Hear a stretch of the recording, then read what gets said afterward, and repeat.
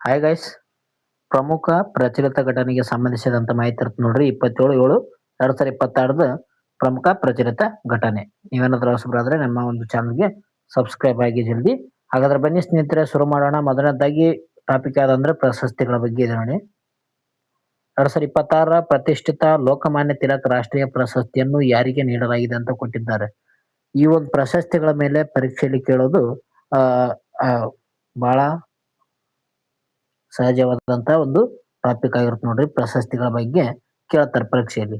Okay, ಇಲ್ಲಿ ಲೋಕಮಾನ್ಯ ತಿಲಕ್ ರಾಷ್ಟ್ರೀಯ ಪ್ರಶಸ್ತಿಯನ್ನು ಯಾರು ಪಡೆದಿದ್ದಾರೆ ಅಂತ ಕೊಟ್ಟಿದ್ದಾರೆ. ಇದಕ್ಕೆ ಸರಿಯಾದ ಉತ್ತರ ಯಾವ್ದಪ್ಪ ಅಂತಂದ್ರೆ ಆಪ್ಷನ್ಸ್ ಬಿ, ಅಜಿತ್ ದೋವಲ್ ಅಂತ ಹೇಳ್ತೀವಿ ನಾವು. ಇವ್ರು ಏನಪ್ಪಾ ಅಂತಂದ್ರೆ 2026 ಈ ಒಂದು ಲೋಕಮಾನ್ಯ ತಿಲಕ್ ಅವರ ಒಂದು ರಾಷ್ಟ್ರೀಯ ಪ್ರಶಸ್ತಿಯನ್ನು ಪಡೆದುಕೊಂಡಿದ್ದಾರೆ. ಹಾಗಾದ್ರೆ ಬನ್ನಿ ಸ್ನೇಹಿತರೆ, ಇದರ ಬಗ್ಗೆ ಸಂಬಂಧಿಸಿದಂತ ಮಾಹಿತಿಯನ್ನು ಪಡೆಯೋಣ. ರಾಷ್ಟ್ರೀಯ ಭದ್ರತೆ ಸಲಹೆಗಾರ ಆಗಿರುವಂತಹ ಅಜಿತ್ ದೋವಲ್ ರವರಿಗೆ ಈ ಒಂದು ಪ್ರಶಸ್ತಿ ನೀಡಲಾಗಿದೆ ನೋಡಿ. ಓಕೆ, ಲೋಕಮಾನ್ಯ ತಿಲಕ ಒಂದು ಪ್ರಶಸ್ತಿ. ಓಕೆ, ಕಾರಣ ಏನಪ್ಪಾ ಅಂತಂದ್ರೆ ರಾಷ್ಟ್ರೀಯ ಭದ್ರತೆ ಆಗಿರ್ಬೋದು, ಭಯೋತ್ಪಾದನೆ ನಿಗ್ರಹ ಮತ್ತು ದೇಶದ ಗಡಿ ಭದ್ರತೆಯಲ್ಲಿರುವಂತಹ ಅವರ ಒಂದು ನೀಡಿದ ಅಸಾಧಾರಣ ಒಂದು ಕೊಡುಗೆಗಾಗಿ ಇವರಿಗೆ ಈ ಒಂದು ಪ್ರಶಸ್ತಿಯನ್ನು ನೀಡಲಾಗಿದೆ ನೋಡಿ. ಈ ಒಂದು ಪ್ರಶಸ್ತಿಯನ್ನು ಬಾಲ ಗಂಗಾಧರ್ ತಿಲಕ್ ಅವರ ಒಂದು ಪುಣ್ಯತಿಥಿ ಆಗಿರುವಂತ ಆಗಸ್ಟ್ 1, 2026 ಪುಣೆಯಲ್ಲಿ ಪ್ರದಾನ ಮಾಡಲಾಗ್ತದೆ ನೋಡ್ರಿ. ಬಾಲ ಗಂಗಾಧರ್ ಅವರ ಒಂದು ಆ ತಿಲಕ್ ಅವರ ಒಂದು ಪುಣ್ಯತಿಥಿ ಯಾವಾಗಪ್ಪ ಅಂತಂದ್ರೆ ಆಗಸ್ಟ್ 1ನೇ ತಾರೀಕು. ಅವರು 1920ರಲ್ಲಿ ಆಗಸ್ಟ್ 1ನೇ ತಾರೀಕು ಮರಣ ಹೊಂದುತ್ತಾರೆ ಇವರು. ಓಕೆ, ಈಗ ಬಾಲ ಗಂಗಾಧರ್ ತಿಲಕ್ ಅವರ ಬಗ್ಗೆ ತಿಳಿದುಕೊಳ್ಳೋಣ. ಇವರ ಒಂದು ಪ್ರಮುಖ ಘೋಷಣೆ ಇದೆ ನೋಡಿ. ಇದು ಹಲವಾರು ಪರೀಕ್ಷೆಯಲ್ಲಿ ಕೇಳಿರುವಂತ ಒಂದು ಪ್ರಮುಖ ಘೋಷಣೆ ಯಾವ್ದಂದ್ರೆ, ಸ್ವರಾಜ್ಯ ನನ್ನ ಜನ್ಮಸಿದ್ಧ ಹಕ್ಕು ಮತ್ತು ಅದನ್ನು ನಾನು ಪಡೆದೇ ತೀರುತ್ತೇನೆ ಎಂಬುದು ಇವರ ಒಂದು ಪ್ರಸಿದ್ಧ ಘೋಷಣೆ ಆಗಿದೆ ನೋಡಿ. ಯಾರು? ಬಾಲ ಗಂಗಾಧರ್ ತಿಲಕ್ ಅವರ ಒಂದು ಪ್ರಸಿದ್ಧ ಘೋಷಣೆ. ಇವರ ಪ್ರಮುಖ ಪತ್ರಿಕೆಗಳು ಬರ್ತಾವ. ಇವರು 2 ರೀತಿಯಾದಂತ ಪತ್ರಿಕೆಗಳು ರಚನೆ ಮಾಡ್ತಾರೆ. ಓಕೆ, ಒಂದದ್ದು ಮರಾಠಿ ಅಂದ್ರೆ ಇಂಗ್ಲಿಷ್ ಭಾಷೆಯಲ್ಲಿ ಮರಾಠಿ ಎಂದು, ಅದೇ ರೀತಿಯಾಗಿ ಮರಾಠಿ ಭಾಷೆಯಲ್ಲಿ ಕೇಸರಿ ಎಂಬ ಒಂದು ಪ್ರಮುಖ ಪತ್ರಿಕೆಗಳನ್ನು ಇವರು ಪ್ರಾರಂಭ ಮಾಡ್ತಾರ. ಓಕೆ, ಅದೇ ರೀತಿಯಾಗಿ ಜನರಲ್ಲಿ ಏನಪ್ಪಾ ಅಂತಂದ್ರೆ ರಾಷ್ಟ್ರೀಯತೆಯನ್ನು ಬೆಳೆಸಲು ಏನ್ ಮಾಡ್ತಾರಪ್ಪ ಅಂತಂದ್ರೆ ಗಣೇಶ ಉತ್ಸವ ಮತ್ತು ಶಿವಾಜಿ ಉತ್ಸವವನ್ನು ಜಾರಿ ಮಾಡ್ತಾರ. ಓಕೆ, ಗಣೇಶ ಉತ್ಸವವನ್ನು 1893ರಲ್ಲಿ ಆಚರಣೆ ಮಾಡ್ತಾರ. ಅದೇ ರೀತಿಯಾಗಿ ಶಿವಾಜಿ ಉತ್ಸವವನ್ನು 1895ರಲ್ಲಿ ಆರಂಭ ಮಾಡ್ತಾರ ನೋಡ್ರಿ. ಯಾರು? ಬಾಲ ಗಂಗಾಧರ್ ತಿಲಕ್ ಅವರು. ಓಕೆ, ಇವ್ರು ಏನಪ್ಪಾ ಅಂತಂದ್ರೆ ಪ್ರಮುಖ ಉತ್ಸವಗಳಾಗಿವ. ಅದೇ ರೀತಿಯಾಗಿ ಇವರಿಗೆ ಒಂದು ಪ್ರಮುಖ ಬಿರುದನ್ನು ಕೂಡ ನೀಡ್ತಾರೆ ನೋಡ್ರಿ. ಬ್ರಿಟಿಷ್ ಲೇಖಕ ಆಗಿರುವಂತ ವ್ಯಾಲೆಂಟೈನ ಶಿರೋಲ್ ಅವರು ಇವರನ್ನು ಭಾರತೀಯ ಅಶಾಂತಿಕ ಪಿತಾಮಹ ಎಂದು ಕರೀತಾರೆ. ಯಾರು? ಬ್ರಿಟಿಷ್ ಲೇಖಕ ಆಗಿರುವಂತ ವ್ಯಾಲೆಂಟೈನ ಶಿರೋಲ್.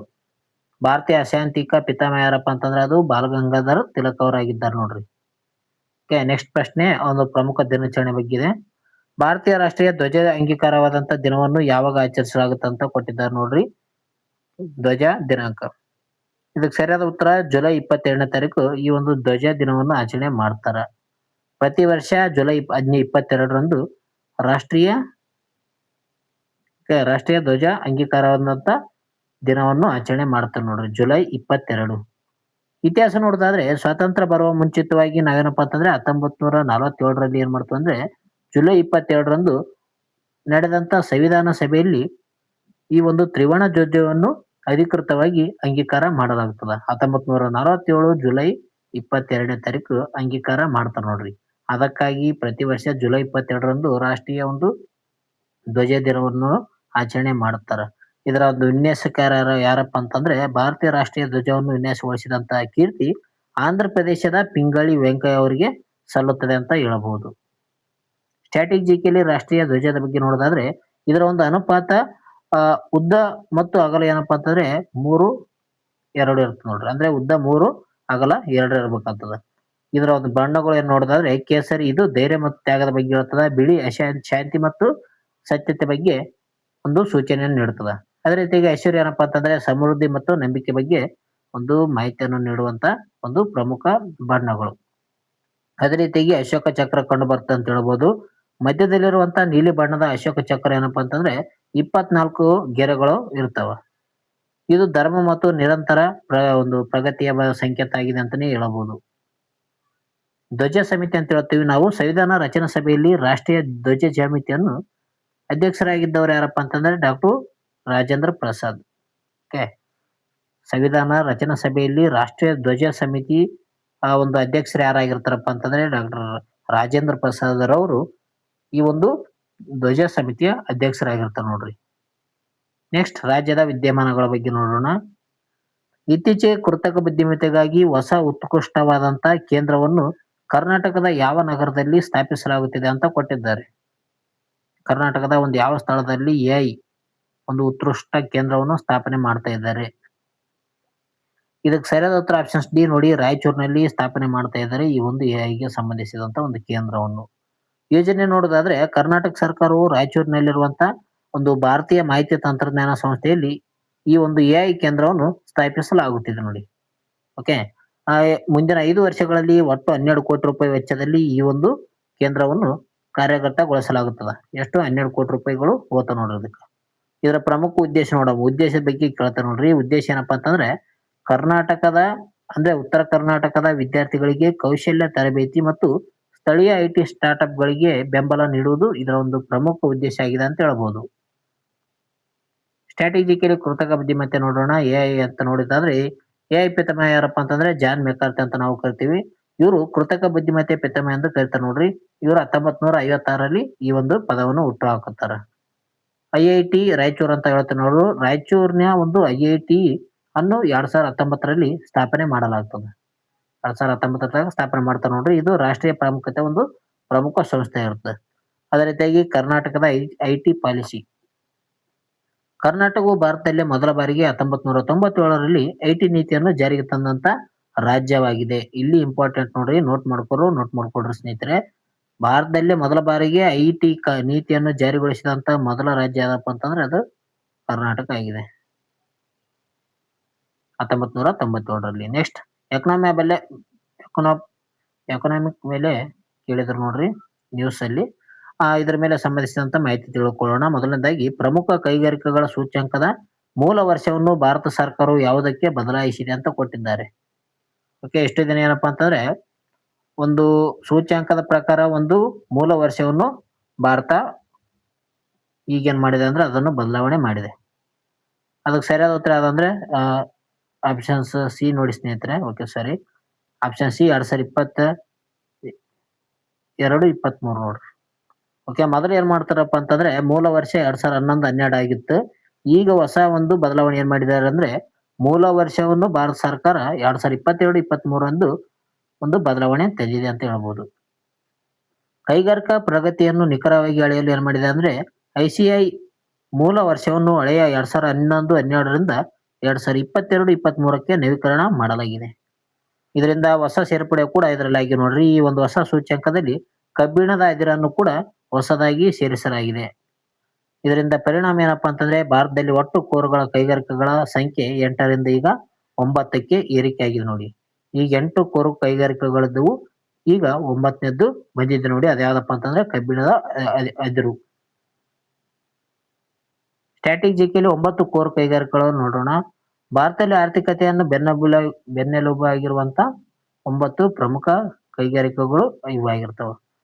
ಒಂದು ಕಲ್ಲಿದ್ದಲು, ಕಚ್ಚಾ ತೈಲ, ನೈಸರ್ಗಿಕ ಅನಿಲ, ರಿಫೈನರಿ ಉತ್ಪನ್ನಗಳು, ರಸಗೊಬ್ಬರ, ಉಕ್ಕು, ಸಿಮೆಂಟ್, ವಿದ್ಯುತ್. ಓಕೆ, ಇತ್ತೀಚೆಗೆ ಕೂಡ ಇದು ಯಾವುದು ಕಬ್ಬಿಣದ ಅದಿರು ಸೇರ್ಪಡೆ ಇದೆ. ಇದು ಏನಪ್ಪಾ ಅಂತಂದ್ರೆ 9ನೇದಾಗಿದೆ ನೋಡಿ. ಓಕೆ, 2022-23 ಒಂದು ಬದಲಾವಣೆ ಮಾಡಿದ್ದಾರೆ ನೋಡ್ರಿ ಈ ಒಂದು ಸೂಚ್ಯಂಕದಲ್ಲಿ. ಜೊತೆಗೆ ಕಬ್ಬಿಣದ ಅದಿರನ್ನು ಕೂಡ ಸೇರ್ಪಡೆ ಮಾಡಿದ್ದಾರೆ. ಐಐಪಿ ಅಂತ ಹೇಳ್ತೇವೆ ನಾವು. ಕೈಗಾರಿಕಾ ಉತ್ಪನ್ನ ಸೂಚ್ಯಂಕದಲ್ಲಿ ಅಂದ್ರೆ ಇಂಡೆಕ್ಸ್ ಆಫ್ ಇಂಡಸ್ಟ್ರಿಯಲ್ ಪ್ರೊಡಕ್ಷನ್ ಅಂತ ನಾವು ಕರಿತೀವಿ ಐಐಪಿ. ಈ ಒಂದು ಕೋರ್ ಕೈಗಾರಿಕೆಗಳು ಸುಮಾರು 40% ಭಾರವನ್ನು ಹೊಂದಿವೆ ಅಂತ ಹೇಳ್ತೀವಿ. ನೆಕ್ಸ್ಟ್ ಹೋಗೋಣ, ಕ್ರೀಡೆಗೆ ಸಂಬಂಧಿಸಿದಂತ ನ್ಯೂಸ್. ನೆಕ್ಸ್ಟ್, ಅಂತಾರಾಷ್ಟ್ರೀಯ ಚೆಸ್ ಫೆಡರೇಷನ್ ನ ಹಂಗಾಮಿ ಅಧ್ಯಕ್ಷರಾಗಿ ಯಾರು ಅಧಿಕಾರ ವಹಿಸಿಕೊಂಡಿದ್ದಾರೆ ಅಂತ ಕೊಟ್ಟಿದ್ದಾರೆ. ಕ್ರೀಡೆಗೆ ಸಂಬಂಧಿಸಿದಂತ ವೆರಿ ಇಂಪಾರ್ಟೆಂಟ್ ಟಾಪಿಕ್. ಅಂತಾರಾಷ್ಟ್ರೀಯ ಒಂದು ಚೆಸ್ ಫೆಡರೇಷನ್ ನ ಹಂಗಾಮಿ ಅಧ್ಯಕ್ಷರಾಗಿ ಯಾರನ್ನು ನೇಮಕ ಮಾಡಲಾಗಿದೆ ಅಂತ ಕೊಟ್ಟಿದ್ದಾರೆ. ಇದಕ್ಕೆ ಸರಿಯಾದ ಉತ್ತರ ವಿಶ್ವನಾಥನ್ ಆನಂದ್ ನೋಡ್ರಿ. ಓಕೆ, ಭಾರತದ ಚೆಸ್ ದಂತಕತೆ 5 ಬಾರಿ ವಿಶ್ವಕಪ್ ಚಾಂಪಿಯನ್ ಆಗಿರುವಂತಹ ವಿಶ್ವನಾಥ್ ಆನಂದ್ ರವರನ್ನು ಈ ಒಂದು ಉನ್ನತ ಹುದ್ದೆಗೆ ಏರಿಸಿದ್ದಾರೆ ಅಂತ ಹೇಳ್ಬೋದು. ಹಂಗಾಮಿ ಅಧ್ಯಕ್ಷರಾಗಿದ್ದಾರೆ ನೋಡ್ರಿ ಚೆಸ್ ಫೆಡರೇಷನ್ ನ. ಓಕೆ, ಮೊದಲ ಭಾರತೀಯ. ಜಾಗತಿಕ ಚೆಸ್ನ ಒಂದು ಅತ್ಯುನ್ನತ ಸಂಸ್ಥೆಯನ್ನು ಮುನ್ನಡೆಯುತ್ತಿರುವಂತ ಮೊದಲ ಭಾರತೀಯ ಎಂಬ ಹೆಗ್ಗಳಿಕೆಗೆ ಇವರು ಪಾತ್ರರಾಗಿದ್ದಾರೆ. ಇದು ಭಾರತೀಯ ಕ್ರೀಡಕ್ಕೆ ಒಂದು ಕ್ಷೇತ್ರಕ್ಕೆ ದೊಡ್ಡ ಗೌರವ ಆಗಿದೆ ಅಂತಾನೆ ಹೇಳ್ಬೋದು. ಈಗ ಹಂಗಾಮಿ ಒಂದು ಅಧ್ಯಕ್ಷರು ಯಾರಾಗಿದ್ದಾರೆ ಅಂದ್ರೆ ವಿಶ್ವನಾಥ್ ಆನಂದ್. ಈಗ ಫಿಡೆ ಬಗ್ಗೆ ನೋಡೋಣ. ಫಿಡೆ ಸ್ಥಾಪನೆ ಆಗಿದ್ದೇನಪ್ಪಾ ಅಂತಂದ್ರೆ 1924 ಜುಲೈ 20ರಂದು ಫ್ರಾನ್ಸ್ನ ಒಂದು ಪ್ಯಾರಿಸ್ನಲ್ಲಿ ಇದು ಸ್ಥಾಪನೆ ಆಗ್ತದ, ಅಂತಾರಾಷ್ಟ್ರೀಯ ಚೆಸ್ ಫೆಡರೇಷನ್. ಆದ್ರಿಂದ ಜುಲೈ 20ರಂದು ಅಂತಾರಾಷ್ಟ್ರೀಯ ಚೆಸ್ ದಿನವನ್ನು ಆಚರಣೆ ಮಾಡ್ತಾರೆ ನೋಡ್ರಿ. ಇದು ಕೂಡ ದಿನಾಚರಣೆ ಮೇಲೆ ಕೇಳುವಂತ ಸಾಧ್ಯತೆ ಇರುತ್ತೆ. ಇದು ಕೂಡ ನೋಡ್ಕೊಳ್ರಿ. ಜುಲೈ 20 ಅಂತಾರಾಷ್ಟ್ರೀಯ ಚೆಸ್ ದಿನವನ್ನು ಆಚರಣೆ ಮಾಡ್ತಾರೆ. ಫಿಡೆ ಇದು ಒಂದು ಪ್ರಮುಖ ಒಂದು ಕಚೇರಿ ಏನಪ್ಪಾ ಅಂತಂದ್ರೆ ಸ್ವಿಟ್ಜರ್ಲ್ಯಾಂಡ್ ನ ಲೌಸೆನ್ ನಲ್ಲಿ ಕಂಡು ಬರ್ತದ.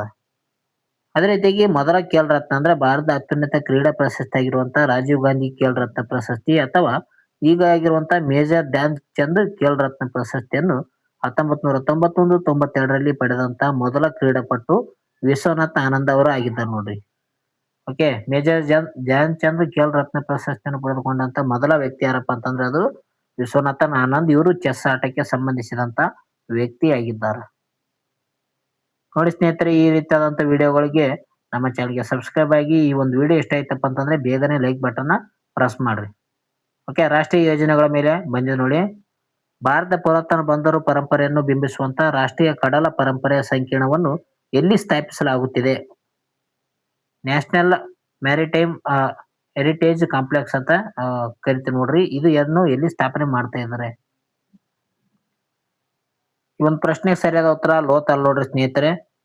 ನೋಡ್ರಿ, ಕರೆಂಟ್ ಅಫೇರ್ಸ್ ನಲ್ಲಿ ಕಂಡು ಬರುವಂತ ವಿಷಯವನ್ನು ನಾವೇನಪ್ಪ ಅಂತಂದ್ರೆ ಕ್ವಶನ್ ನಲ್ಲಿ ಏಳಿಗೆಸಿಂದ ಜೊತೆಗೆ ಅದಕ್ಕೆ ಸಂಬಂಧಿಸಿದಂತ ವಿವರಣೆ ಮತ್ತು ಸ್ಟ್ರಾಟಜಿಯನ್ನು ಕೂಡ ನೀಡ್ತಾ ಇದೀವಿ. ಟೋಟಲ್ ಆಗಿ 3 ಹಂತದ ರೀತಿಯಲ್ಲಿ ನಾವು ನಿಮಗೆ ಒಂದು ವಿಷಯವನ್ನು ಒದಗಿಸ್ತಾ ಇದೀವಿ. ಯಾಕಂದ್ರೆ ಮುಂದೆ ಬರುವಂತ ಪರೀಕ್ಷೆಯಲ್ಲಿ ಕೂಡ ಈ ರೀತಿಯಾದಂತ ಪ್ರಶ್ನೆಗಳು ಬರುವಂತ ಸಾಧ್ಯತೆ ಇರ್ತದ. ಅದಕ್ಕಾಗಿ ಸರಿಯಾದ ರೀತಿಯಲ್ಲಿ ವಿಡಿಯೋನ ಪರಿಪೂರ್ಣವಾಗಿ ನೋಡಿ ಸ್ನೇಹಿತರೆ. ನೋಟ್ ಮಾಡ್ಕೊಳ್ರಿ ಇಂಪಾರ್ಟೆಂಟ್ ಆದಂತ ಆ ಒಂದು ವಿಷಯವನ್ನು. ಓಕೆ, ಲೋಥಲ್ ಅದಕ್ಕೆ ಸರಿಯಾದ ಉತ್ತರ ಇದೆ ನೋಡ್ರಿ. ಕೇಂದ್ರ ಬಂದರು, ಹಡಗು ಮತ್ತು ಜಲಮಾರ್ಗ ಸಚಿವಾಲಯವು ಗುಜರಾತ್ನ ಒಂದು ಲೋಥಲ್ನಲ್ಲಿ ಇದನ್ನು ನಿರ್ಮಾಣ ಮಾಡ್ತಾ ಇದೆ. ಇದರ ಒಂದು ವಿಶೇಷತೆ ಏನಪ್ಪಾ ಅಂತಂದ್ರೆ ಸುಮಾರು 4,500 ಕೋಟಿ ವೆಚ್ಚದಲ್ಲಿ ಈ ಒಂದು ಸಂಕೀರ್ಣದಲ್ಲಿ ವಿಶ್ವದ ಅತ್ಯಂತ ಎತ್ತರದ ಲೈಟ್ ಹೌಸ್ ಮ್ಯೂಸಿಯಂ ಮತ್ತು ಪ್ರಾಚೀನ ಹರಪ್ಪ ಶೈಲಿಯ ಒಂದು ಬೀದಿಗಳನ್ನು ಸೃಷ್ಟಿ ಮಾಡಲಾಗುತ್ತಿದೆ. ಓಕೆ, ಇಲ್ಲಿ ಲೋಥಲ್ ಎಲ್ಲಿ ಕಂಡು ಬರ್ತದ? ಗುಜರಾತ್ ನಲ್ಲಿ ಕಂಡು ಬರ್ತದೆ ನೋಡ್ರಿ GT. ಓಕೆ, ಲೋಥಲ್ ಎಂಬುದು ಏನಪ್ಪಾ ಅಂತಂದ್ರೆ ಅಲ್ಲಿ ಬಂದರು ಕೂಡ ಆಗಿದೆ ನೋಡಿ.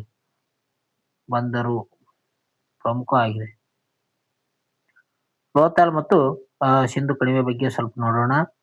ಬಂದರು ನಗರ ಅಂತ ಕರಿತೀವಿ ಅದಕ್ಕ. ಲೋಥಲ್ ಎಂಬುದೇನಪ್ಪಾ ಅಂತಂದ್ರೆ ಪ್ರಾಚೀನ ಸಿಂಧು ಕಣಿವೆ ನಾಗರಿಕತೆಯ ಒಂದು ಅತ್ಯಂತ ಹಳೆಯ ಮತ್ತು ಪ್ರಮುಖ ಕೃತಕ ಬಂದರ ನಗರವಾಗಿರ್ತದ. ಹರಪ್ಪ ನಾಗರಿಕತೆಯಲ್ಲಿ ಇದು ಪ್ರಮುಖವಾಗಿರ್ತದೆ ನೋಡ್ರಿ. ಇದು ಸ್ಥಳ ನೋಡೋದಾದ್ರೆ ಗುಜರಾತ್ನ ಒಂದು ಬಾಲ್ ಪ್ರದೇಶದಲ್ಲಿ ಕಂಡು ಬರ್ತದ. ಸಾಬರಮತಿ ನದಿಯ ಒಂದು ಉಪನದಿಯಾದಂತ ಬೊಗಾವೋ ನದಿಯ ಒಂದು ದಡದಲ್ಲಿ ಈ ಒಂದು ಲೋಥಲ್ ಕಂಡು ಬರ್ತದೆ ನೋಡ್ರಿ. ಲೋಥಲ್ ಯಾವ ಒಂದು ನದಿ ತೀರದಲ್ಲಿ ಕಂಡು ಬರ್ತದಪ್ಪ ಅಂತಂದ್ರೆ ಬೊಗಾವೋ. ಇದು ಸಾಬರಮತಿ ನದಿಯ ಒಂದು ಉಪನದಿಯಾಗಿದೆ. ಪ್ರಮುಖ ಉತ್ಪನ್ನ ನೋಡೋಣ. ಈ ಒಂದು ಐತಿಹಾಸಿಕ ತಾಣವನ್ನು 1954ರಲ್ಲಿ ಭಾರತೀಯ ಪುರಾತತ್ವ ಶಾಸ್ತ್ರಜ್ಞರಾಗಿರುವಂತ SR ರಾವ್ ಅವರು ಕಂಡು ಹಿಡಿತಾರೆ. SR ರಾವ್ ಏನ್ ಕಂಡು ಹಿಡಿತಾರ ಅಂದ್ರೆ ಲೋಥಲ್ ಅನ್ನು ಕಂಡು ಹಿಡಿತಾರ ನೋಡ್ರಿ. ಯಾವಾಗ? 1954ರಲ್ಲಿ. ಇದೇನಪ್ಪಾ ಅಂತಂದ್ರೆ ಹಿಸ್ಟ್ರಿ ಆಗಿದೆ. ಹಿಸ್ಟ್ರಿ.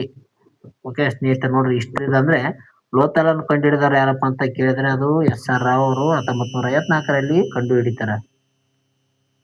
ನೆಕ್ಸ್ಟ್, ಸಂವಿಧಾನದ ಕಾನೂನು ಬಗ್ಗೆ ಇದೆ ನೋಡಿ. ಇದು ಕೂಡ ಇಂಪಾರ್ಟೆಂಟ್ ಆದಂತ ಮಾಹಿತಿ. ಯಾಕಂದ್ರೆ UCC ಯೂನಿಫಾರ್ಮ್ ಸಿವಿಲ್ ಕೋಡ್ ಇತ್ತೀಚೆಗೆ ಏಕರೂಪ ನಾಗರಿಕ ಸಂಹಿತೆಯ ಮಸೂದೆಯನ್ನು ವಿಧಾನಸಭೆಯಲ್ಲಿ ಅಂಗೀಕರಿಸಿದಂತ ಭಾರತದ 4ನೇ ರಾಜ್ಯ ಯಾವ್ದಂತ ಕೊಟ್ಟಿದ್ದಾರೆ ನೋಡ್ರಿ. 4ನೇ ರಾಜ್ಯ ಯಾವ್ದಂತ ಕೊಟ್ಟಿದ್ದಾರೆ ಇಲ್ಲಿ ಪ್ರಶ್ನೆ. ನ್ಯೂಸ್ ಅಲ್ಲಿ ಕೂಡ ಕೊಟ್ಟಿದ್ರು ಅದು. ಇದಕ್ಕೆ ಸರಿಯಾದ ಉತ್ತರ ಯಾವ್ದಪ್ಪ ಅಂತಂದ್ರೆ ಮಧ್ಯಪ್ರದೇಶ ನೋಡ್ರಿ. ಮಧ್ಯಪ್ರದೇಶ ಏನಪ್ಪಾ ಅಂತಂದ್ರೆ ಯೂನಿಫಾರ್ಮ್ ಸಿವಿಲ್ ಕೋಡ್ ಅನ್ನು ಅಳವಡಿಸಿಕೊಳ್ಳುವಂತ 4ನೇ ರಾಜ್ಯವಾಗಿದೆ. ಓಕೆ, UCC ಅಂದ್ರೆ ಯೂನಿಫಾರ್ಮ್ ಸಿವಿಲ್ ಕೋಡ್ ಅಂತ ಕರಿತೇವೆ ನಾವು. ಇದ್ರ ಅಂದ್ರೆ ಏನಂದ್ರೆ ಮದುವೆ ಆಗಿರ್ಬೋದು, ವಿಚ್ಛೇದನ, ಆಸ್ತಿ ಹಕ್ಕು ಮತ್ತು ದತ್ತು ಸ್ವೀಕಾರದಂತ ವೈಯಕ್ತಿಕ ವಿಷಯಗಳಲ್ಲಿ ಎಲ್ಲಾ ಧರ್ಮದ ನಾಗರಿಕರಿಗೂ ಅನ್ವಯವಾಗುವಂತ ಒಂದೇ ಕಾನೂನು ಇದಾಗಿದೆ ಅಂತ ಹೇಳ್ಬೋದು. ಅಂದ್ರೆ ಯಾವುದೇ ಒಂದು ಧರ್ಮದ ವ್ಯಕ್ತಿಗಳು ಯಾವುದೇ ತಪ್ಪು ಮಾಡ್ಲಿ ಅಂದ್ರೆ ಮದುವೆ ಆಗಿರ್ಬೋದು, ವಿಚ್ಛೇದನ, ಆಸ್ತಿ ಹಕ್ಕುಗಳ ಗಲಾಟೆ ಆಗಿರ್ಬೋದು, ದತ್ತು ಸ್ವೀಕಾರದ ಒಂದು ವೈಯಕ್ತಿಕ ವಿಷಯ ಆಗಿರ್ಬೋದು, ಯಾವುದೇ ಒಂದು ಧರ್ಮದ ವ್ಯಕ್ತಿಗಳಾಗಿರಲಿ ಅವರಿಗೆ ಒಂದೇ ಕಾನೂನು ನೀಡುವುದೇ ಯುಸಿಸಿ ಅಂತ ಕರೀತಾರೆ. ಓಕೆ, ಮಧ್ಯಪ್ರದೇಶ ಈಗ 4ನೇ ರಾಜ್ಯ ಆಗಿದೆ ನೋಡಿ. ಉತ್ತರಾಖಂಡ್ ನಂತರ ಇತ್ತೀಚೆಗೆ ಮಧ್ಯಪ್ರದೇಶ ಸರ್ಕಾರವು ತನ್ನ ರಾಜ್ಯದಲ್ಲಿ ಯುಸಿಸಿ ಮಸೂದೆಯನ್ನು ಅಂಗೀಕರಿಸುವಂತ ಮೂಲಕ ದೇಶದ 4ನೇ ರಾಜ್ಯವಾಗಿ ಹೊರಹೊಮ್ಮಿದೆ ಅಂತ ಹೇಳ್ಬೋದು. ಅಂಗೀಕಾರ ಮಾಡಿದೆ ನೋಡಿ, ಇನ್ನು ಜಾರಿಯಾಗಿಲ್ಲ ಮಸೂದೆಯನ್ನು. ಓಕೆ, ಮಸೂದೆ ಅಂಗೀಕಾರ ಮಾಡ್ತಾ ಇದೆ. ಸಂವಿಧಾನದಲ್ಲಿ ಯುಸಿಸಿ ಬಗ್ಗೆ ನೋಡೋಣ. ಸಂವಿಧಾನದ ವಿಧಿ 44ನೇ ವಿಧಿ. ಭಾರತ ಸಂವಿಧಾನದ ಭಾಗ 4ರ ಒಂದು ಡಿಪಿಎಸ್ಪಿ ಅಂದ್ರೆ ರಾಜ್ಯ ನಿರ್ದೇಶಕ ತತ್ವಗಳ ಅಡಿಯಲ್ಲಿ ಬರುವಂತ ಏನ್ 44ನೇ ವಿಧಿ ಇದೆಯೋ ಅದರ ಅಡಿಯಲ್ಲಿ ಏಕರೂಪ ನಾಗರಿಕ ಸಂಹಿತೆ ಬಗ್ಗೆ ಮಾಹಿತಿಯನ್ನು ನೀಡ್ತದೆ. ಎಷ್ಟನೇ ವಿಧಿ? 44ನೇ ವಿಧಿ ಯುಸಿಸಿ ಬಗ್ಗೆ ಮಾಹಿತಿಯನ್ನು ನೀಡ್ತದೆ ನೋಡ್ರಿ. ಓಕೆ, ಭಾರತ ಪೋರ್ಚುಗೀಸರ ಕಾಲದಿಂದಲೂ ಕೂಡ ಯುಸಿಸಿ ಅನ್ನು ಅಳವಡಿಸಿಕೊಂಡಿರುವಂತ ಏಕೈಕ ರಾಜ್ಯ ಯಾವ್ದಪ್ಪ ಅಂತಂದ್ರೆ ಅದು ಗೋವಾ ಆಗಿದೆ. ಅಂದ್ರೆ ಸ್ವಾತಂತ್ರ್ಯ ಪೂರ್ವದಲ್ಲಿ ಏನಪ್ಪಾ ಅಂತಂದ್ರೆ ಪೋರ್ಚುಗೀಸರಿಂದ ಕಾಲದಿಂದ ಅಳವಡಿಸಿಕೊಂಡಿರುವಂತ ಒಂದು ರಾಜ್ಯ ಯಾವ್ದಂದ್ರೆ ಅದು ಗೋವಾ. ಓಕೆ, ಸ್ವಾತಂತ್ರ್ಯ ನಂತರ ನೋಡೋದಾದ್ರೆ ಸ್ವಾತಂತ್ರ್ಯ ನಂತರ ಯುಸಿಸಿ ಮಸೂದೆಯನ್ನು ಜಾರಿಗೆ ತಂದಿರುವಂತ ಭಾರತದ ಮೊದಲ ರಾಜ್ಯ ಯಾವ್ದಪ್ಪ ಅಂತಂದ್ರೆ ಅದು ಉತ್ತರಾಖಂಡ್. ನೋಡ್ರಿ, ಜಾರಿ ಮಾಡಿರುವಂತ ರಾಜ್ಯ ಯಾವ್ದಾಗಿದೆ? ಉತ್ತರಾಖಂಡ್ ಆಗಿದೆ ನೋಡ್ರಿ. ಕೊನೆಯದಾಗಿ ಪ್ರಮುಖವಾದಂತ ಆನ್ಲೈನರ್ಸ್ ಇದ್ದ ನೋಡ್ರಿ. ಮಿಷನ್ ವಾತ್ಸಲ್ಯ ಪೋರ್ಟಲ್ ಅನ್ನು ಅಭಿವೃದ್ಧಿಪಡಿಸಿರುವಂತ ಸಚಿವಾಲಯ ಯಾವುದು? ಇದಕ್ಕೆ ಸರಿಯಾದ ಉತ್ತರ ಮಹಿಳಾ ಮತ್ತು ಮಕ್ಕಳ ಅಭಿವೃದ್ಧಿ ಸಚಿವಾಲಯ ಇದೆ ನೋಡಿ. ಓಕೆ, ನೆಕ್ಸ್ಟ್, ನೀತಿ ಆಯೋಗದ ಹೊಸ ಮುಖ್ಯ ಕಾರ್ಯನಿರ್ವಾಹಕ ಅಧಿಕಾರಿಯಾಗಿ ಅಂದ್ರೆ ಸಿಇಒ ಆಗಿ ನೇಮಕಗೊಂಡವರು ಯಾರಂತ ಕೊಟ್ಟಿದ್ದಾರೆ? ಇದಕ್ಕೆ ಸರಿಯಾದ ಉತ್ತರ ಅನುರಾಗ್ ಜೈನ್ ನೋಡ್ರಿ. ಇದ್ರ ಬಗ್ಗೆ ಮಾಹಿತಿಯನ್ನು ಓದ ಒಂದು ತರಗತಿಯಲ್ಲಿ ಕರೆಂಟ್ ಅಫೇರ್ಸ್ ಅಲ್ಲಿ ಹೇಳಿದ್ವಿ ನೋಡ್ರಿ. 2026ರ ಒಂದು ಏಷ್ಯನ್ ಗೇಮ್ಸ್ ಕ್ರೀಡಾಕೂಟವನ್ನು ಯಾವ ದೇಶದಲ್ಲಿ ಆಯೋಜಿಸಲಾಗುತ್ತಿದೆ ಅಂತ ಕೊಟ್ಟಿದ್ದಾರೆ? ಇದಕ್ಕೆ ಸರಿಯಾದ ಉತ್ತರ ಜಪಾನ್ ದೇಶದ ನಗೋಯಾದಲ್ಲಿ ಆಯೋಜನೆ ಮಾಡ್ತಾ ಇದ್ದಾರೆ. ಅದೇ ರೀತಿಯಾಗಿ ಭಾರತದ 85ನೇ ಚೆಸ್ ಗ್ರ್ಯಾಂಡ್ ಮಾಸ್ಟರ್ ಆಗಿ ಯಾರು ಇತ್ತೀಚೆಗೆ ಹೊರಹೊಮ್ಮಿದ್ದಾರೆ ಅಂದ್ರೆ P Shyam Nikhil. Next, Chandrayaan 4 mission ಅಡಿಯಲ್ಲಿ ಚಂದ್ರನ ಮೇಲಿಂದ ಕಲ್ಲು ಮಣ್ಣಿನ ಮಾದರಿಯನ್ನು ತರಲಾಗಿದೆ ನೋಡಿ. ಇದು ಯಾವ್ದಂತ ಕಮೆಂಟ್ ಮಾಡಿ, ಇಲ್ಲ ಸ್ವಲ್ಪ ಹೋಗಿದೆ ಅದು. ಓಕೆ, ಇದಿಷ್ಟೇನಪ್ಪ ಅಂತಂದ್ರೆ ಪ್ರಮುಖ ಪ್ರಚಲಿತ ಘಟನೆಗೆ ಸಂಬಂಧಿಸಿದಂತ ಮಾಹಿತಿ ಆಗಿತ್ತು. ಈ ವಿಡಿಯೋ ಇಷ್ಟ ಆಯ್ತಪ್ಪ ಅಂತಂದ್ರೆ ಜಲ್ದಿ ಸಬ್ಸ್ಕ್ರೈಬ್ ಆಗಿ, ಲೈಕ್ ಮಾಡಿ, ಶೇರ್ ಮಾಡಿ. ಓಕೆ ಸ್ನೇಹಿತರೆ, ನಿಮಗೆ ಪರೀಕ್ಷೆಗೆ ಬೇಕಾಗುವಂತ ಪ್ರಮುಖ ಅಂಶಗಳು ಮಾತ್ರ ಇಲ್ಲಿ ಇರುತ್ತಾ, ಬೇರೆ ಯಾವುದೇ ಒಂದು ಬೇಡದ ಇರುವಂತ ವಿಷಯಗಳು ಇರೋದಿಲ್ಲ. ಓಕೆ, ಅದಕ್ಕಾಗಿ ಪರೀಕ್ಷೆಗೆ ತಯಾರು ನಡೆಸುವಂತ ಎಲ್ಲಾ ಒಂದು ಅಭ್ಯರ್ಥಿಗಳು ನಮ್ಮ ಚಾನಲ್ಗೆ ಸಬ್ಸ್ಕ್ರೈಬ್ ಆಗಿ, ಅದೇ ರೀತಿಯಾಗಿ GPSTR ಗೆ ಸಂಬಂಧಿಸಿದಂತೆ ಓಕೆ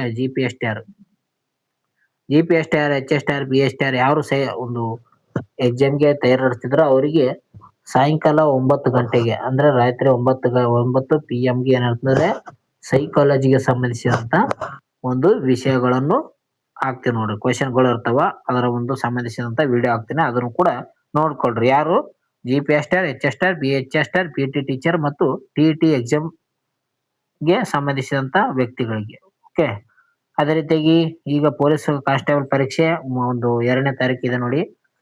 ಆ ಒಂದು ಅಭ್ಯರ್ಥಿಗಳಿಗೂ ಕೂಡ ಪರೀಕ್ಷೆ ಬರುವಂತ ಎಲ್ಲಾ ಒಂದು ವಿದ್ಯಾರ್ಥಿಗಳಿಗೆ ನಮ್ಮ ಕಡೆಯಿಂದ ಒಳ್ಳೇದಾಗ್ಲಿ ಅಂತ ಹಾರೈಸ್ತಾ ಈ ಒಂದು ವಿಡಿಯೋನ ಇಲ್ಲಿಗೆ ಮುಕ್ತಾಯ ಮಾಡ್ತೀನಿ. ಟೇಕ್ ಕೇರ್ ಫ್ರೆಂಡ್ಸ್, ಬಾಯ್. ಮುಂದಿನ ಒಂದು ವಿಡಿಯೋದಲ್ಲಿ ಇದೇ ರೀತಿಯಾದಂತ ಹೊಸ ವಿಷಯಗಳನ್ನು ತರೋಣ.